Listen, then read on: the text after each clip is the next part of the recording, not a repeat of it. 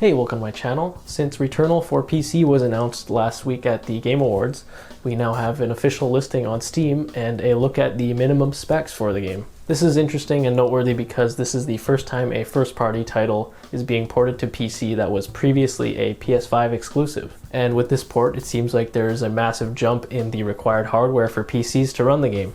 Taking a look at the specs of things like God of War, Days Gone, Horizon, Spider-Man, and Uncharted, we can see that most of them recommend 8GB minimum with 16GB as recommended specs. Of course, all these titles were originally PS4 games and therefore would have similar requirements. Going back to Returnal, the processor requirements take a huge step up with a minimum going from the 6th gen Intel and onwards, with the RAM starting at 16GB minimum with 32GB recommended. I just thought it was really cool seeing the difference in power required from a PS4 generation game to a PS5 game. I think a lot of this would stem from the PC version of Returnal needing to be able to run on a traditional hard drive because direct storage is not in full swing yet on Windows computers, so it probably needs to utilize more RAM to make up for the lack of speed in the storage department, whereas the original PS5 version was able to draw from the PS5's insanely speedy SSD and unified internal memory. If I recall from the PS5 system specs deep dive, Mark Cerny suggested that the PS5's SSD was so fast it could be used almost the same way as RAM by PS5 developers and is able to load data faster than a player is able to interact with the game.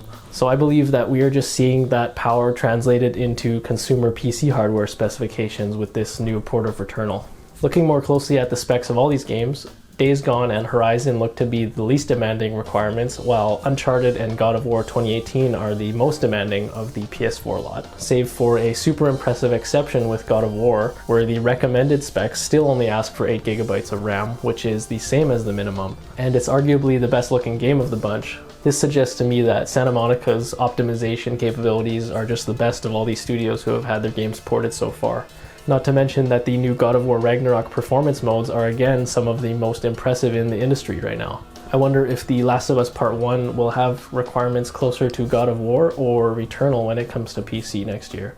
It's kind of a weird game to compare though because it's a PS3 game under the hood with PS5 graphics on top. Overall, it's pretty exciting to see a more tangible and standardized benchmark to compare the jump in hardware from the previous generation. And while Returnal may not look more impressive than Uncharted or God of War on the outside, I think the instantaneous loops and procedural loading of Returnal is the suspect behind the more demanding requirements. But I guess we'll just have to wait and see when the port comes out in the new year whether those mechanics are still present.